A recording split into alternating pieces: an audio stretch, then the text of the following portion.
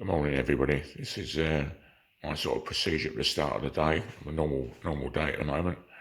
It's 7:30 in the morning. A little bit late. I normally like to get going, but it's Sunday. This is my sad little kit all laid out. I'll just walk through it for you. I'll talk about it later. Spit bowl discussing. We'll talk about that. A little bit of towel roll. My two syringes. My little favourite one. Pill crusher. 3 little pots, various. 2 glasses of clean water. One was clean glasses. One with some water in it. Big pot of pre-boiled water to sterilise it. The little PR thing for doing the testing. I'll show you that in a minute. That little stick that comes out of there. 2 feed bottles.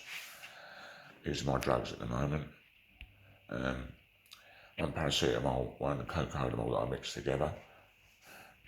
That's my low blood pressure pill. That's a antibiotic, and that's lansoprazole, the acid reflux thing. And this horrible one that I'm afraid you'll need is, as you can see, if you can read it, whatever it's called, Barbex, you can read it, starts with B. And my sad little list to keep track of things. Okay guys, start on the procedure, the morning procedure. The first thing is to get a pH reading, which you have to get out of this using these things and this little strip. You get some fluid into you from your stomach into that, drip it onto that, it should change colour. What we want to see is that pink at the end or orange, what you see on there, turn bright yellow. Okay, now this will invariably fail, but we'll give it a go. That's what I tell you to do. I use this nice little one that I managed to blag out of the hospital. If I were you, I'd try and get one. The big one works, but I think it's got too much suction, and this little pipe there has to pull it out. I think it just sucks it in and blocks it. But anyway, you'll see. That's the sort of it. As I'm doing that myself now, can you see that it's bouncing back? It's obviously not getting anything. So I'll just loosen it off and let it suck some air in. And then a little backwards and forwards like that. Quite often, first thing in the morning, I will get a silly little bit out, which won't give me a proper reading for some reason. I don't know if it's what's been left in the pipe overnight or what, but I usually ignore it and tip it away. So I'll go on to the second bit now. If you can't get a reading, don't panic, you will get one eventually. They tell you to lie down on one side or the other side, just try and do that. Fortunately, they started letting me have little sips of water as part of my exercise for this valve. So my exercise is, I'll show you, but it's sip a little bit of water, hold it in your mouth, hold your breath, swallow it 2 or 3 times. You'll feel it go down. So if it makes you cough, don't worry about it. That's what it's supposed to do, a little bit of cough up. But if you get told to do that. But I've got to the stage now where I can actually drink water. But I'll just show you the little sipping exercise.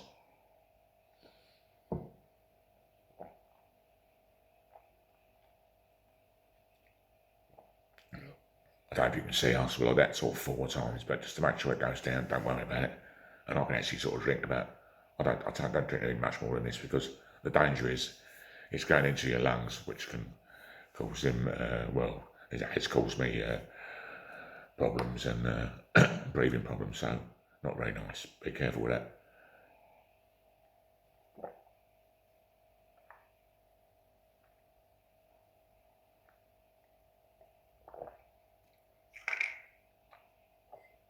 So you can see I'm drunk all that.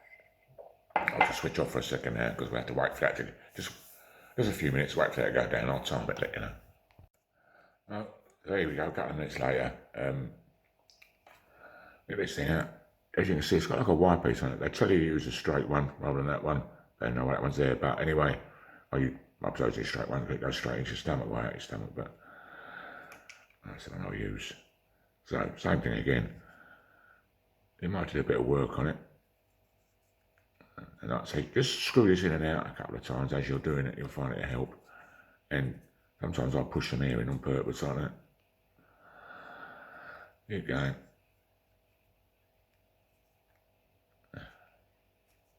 You sort of get a feel for it after a while. When you're doing this, don't panic. It will eventually come out. You end up thinking, oh, this pipe goes right in up your nose, down your in here, right down to the top of your chest. And that's how it's got the same position, got the same sense to sort of frighten you a little bit. Because when it don't work like this and you start to panic, you end up thinking, oh, it's gone out of position. I ended up going up there having an X-ray on it, and oh no, it's still there. Of course, time you get there, it's working fine. In a way, it's good that it's not working like this, because you can see that even a whole hand like me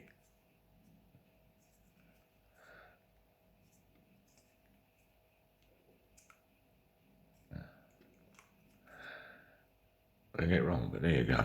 Oh, it just started to come out, and yeah, you can see that, can't you?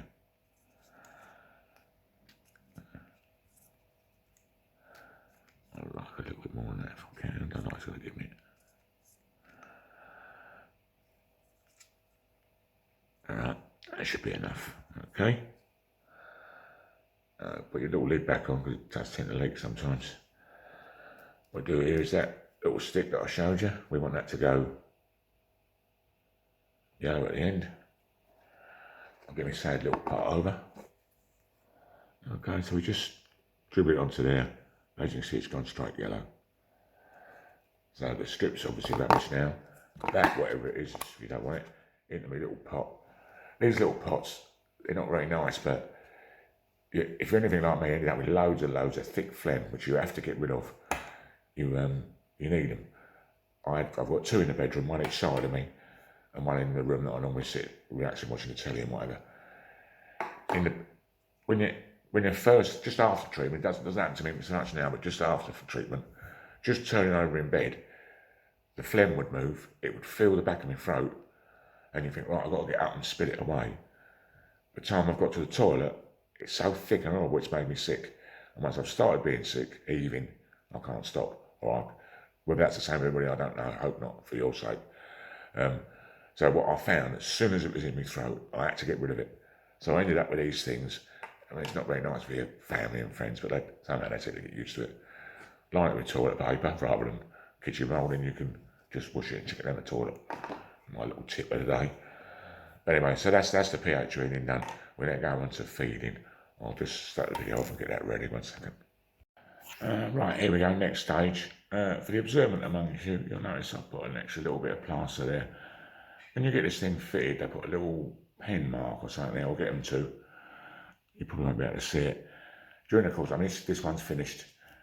You need these from the hospital. They're like gold dust. Get as many as you can, blag as many as you can every time you go. My advice. Especially for the blokes, I think it's where your hair grows, it pushes it off and you have to shave underneath and start again. So obviously I only shave it this morning. I'll do that. I get my wife to put a new one of these on, but try and get as many of those as you can. I think you can buy them from Amazon, but they're like 40 quid for a little pack or something, I don't know. So yeah, so I'll just make sure you try and keep that in place, because they say that obviously the pipe can go up and down a little bit as that moves in and out. Right, on to the next stage of the food. This is what I'm on at the moment, Ensure. There's another one, I can't think of the name of it at the moment, we use.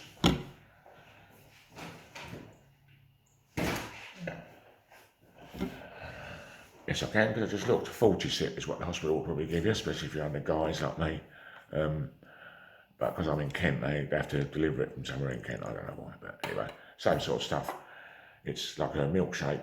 At the start of your side effects, they get you to drink this. Not very nice. I actually prefer to take it through this thing. Okay, so in comes your pre-boiled water. You can see the sort of glass I've got, size glass. I just chop that up like that. That's enough for me. While I'm at it, get the soluble cocodamol and paracetamol under their fizzing way. You're really observant amongst you the lansoprazole, or whatever it's called. Sorry about my pronunciations. You have to take that half hour before feed, I'm supposed to.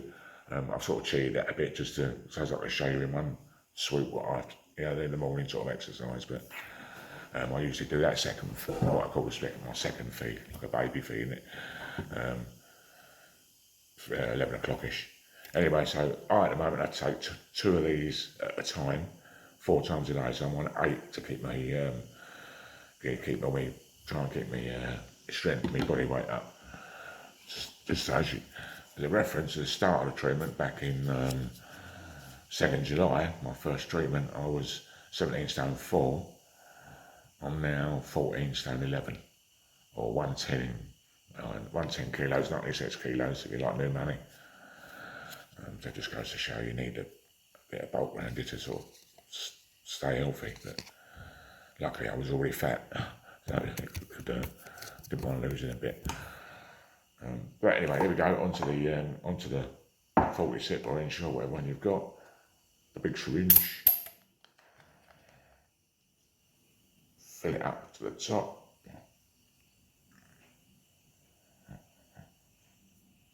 You try and make sure there's not much air in it, but makes a lot of difference.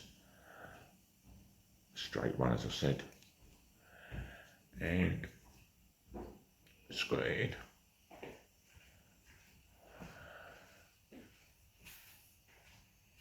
I'll switch off now because this is the same for both pots. You won't need to see all. Right, first pot done, second pot going in. I'll just show you some of this other procedure I have to go through. And with all, I mean, they tell you all along, everyone's different, the treatment's different, blah, blah, blah, and I don't doubt they're telling the truth. So you might not have to get involved in this crushing pills or anything, but I'll just show you how easy it is. Anyway, that's that antibiotic capsule they give me. Crush it up with this pill thing. You can see that. Crush it up nice. I'll just pour it into a sort of a pot this guy. You usually get loads of these knocking about. Okay. There's my little spoon. My little spoon. And the last remnants of it. Okay. So into that little pot like that. This gives that time to dissolve. This carbamazepine, it's horrible if you have to take it in your mouth. Not so bad when it's squirted in for a tube. 15ml. So I'll just put another one of these little things you end up with. And I'll top that up with water. Those little ones, I use that to put those little ones down. I'll show you it when we do it. So the big one for the food, big one for that great big glass full of cocodamol and paracetamol. That's spit, but I tell you what, as you do it, I don't know if you'll find this, but they say everybody's different. Completely dries your mouth out as you're doing it. Horrible. Tongue sticks to the roof of your mouth and everything. But what I've been getting at night, waking me up every half hour, every hour, really, really dry mouth, with my mouth completely sort of sealed. You know, you feel like you're going to tear your lips apart when you open your mouth. Horrible feeling. And it wakes me up. So I've been waking up half hour an hour. I've told them loads of times. And didn't really get any proper help. They get some spray. They give me a spray. Then, like, the thing is, you'll find this. You'll speak to one nurse, and you'll speak to another nurse, and they give you 2 different stories. So you have to sort of filter it through for yourself. But one of the last ones recommended. No, she prescribed this and a spray. The spray is sort of instant, but doesn't work very long. But she gave me this. I don't think you can see that. It looks like you could buy it. No idea. But anyway, she gave it to me on prescription, but there's no sticker on it. Works great. Little bit of gel. Put it on your tongue at night, just after you finish all your mouthwashes and your toothbrushing and all that stuff. Put it on your tongue and get it all around the mouth as much as you can. It lasts me all night or until 4 o'clock in the morning. And then I might have to have another little go. Why they didn't give me that at the beginning, I have no idea. But try and get it. If you do end up with this dry mouth business, that it's not painful or anything, it's just really, you can't sleep with it. I couldn't anyway. But there you go. So that's what I would try and get your hands on some of that. Now getting back to the pills, obviously my blood pressure pill goes into that same little pill crusher. I usually pill crush it and then I leave it in there and I put the water in there and then take it direct from there. I'll show you in a minute. But with the blood pressure tablets, my blood pressure was that top number was 135, 125, 135, all them sorts of numbers for ages. I've been on the blood pressure tablets for ages, so that was keeping it at that number. Obviously, it was higher than that before. During the course of treatment, I've noticed the blood pressure's gone down to 104s, 104s, 105s. I said to him, "Should I stop taking the heart tablet?" And no, just carry on, which seems counterproductive to me, but and I started getting little dizzy spells as I stand up sometimes. I spoke to my GP. She said, just leave it as it is till the end of the cancer treatment. So that's what I'm doing, but it don't feel right. But I'm doing as I'm told was that one. Not great at doing as I'm told. Okay. Let's top that up with a, like I say, I'll just use that little thing for that. Okay, so I'll switch it off again. I'll just crack on with this next bit of food and I'll come back to the pills. Okay, so that's the second pot of food done. On the food, like I say, I choose to use this and this. Right at the very beginning, they make you do a lesson how to use a pump. Send you this machine, I've got all this stuff in the hallway to pump into me overnight or for sitting on the machine for 4 or 5 hours, which I didn't fancy. It's still connected to this thing, but of course you've got to sit still in one room with some machine making a noise. And I didn't fancy, I'm a tosser and turn in bed, I didn't fancy it on me all night in bed, my rigid coming off and stuff going everywhere. I prefer to stick with this. At least I can get it done and get it out of the way. It's 4 times a day, it's inconvenient, but less inconvenient sitting on a machine for 4 or 5 hours in front of it. Forced to watch the telly for 4 hours. I'm more telly watching than enough in the last 3 months. So that's what I do. That's obviously my choice. You might prefer to put it on the machine. But they insist on giving you they give me a day in hospital to learn how to use a machine, which I could have learned in half an hour. What a complete waste of time, because when I got home, they changed the machine and said I needed another lesson. So I just said, I'm not going up there. And a bloke come round and done it in half an hour. So anyway, they can't get everything right. They do their best, that's for sure. Getting on to the drugs now. After every feed, before the feed, they tell you to do a flush, and after the feed, they tell you to do a flush. A complete one of those. I tend not. I only do a little bit of a flush because I'm drinking water now, so I'll get me fluid that way. But just do as you're told, really. That sort of gets the last bit of food out of the tube, basically, before you start taking the drugs. And then, simple case, the cocoa on the Nasal mix. I use the big one.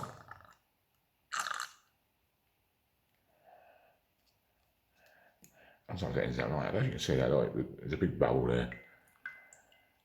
I don't suppose you want to be shooting that bubble in, but I can't be asked to try and get all the bubble out. I just do it like that. Bubble goes to the top. I don't know if you can see that. I'll just squirt in the fluid and I'll just stop once it gets to the bubble. You can see what's going on.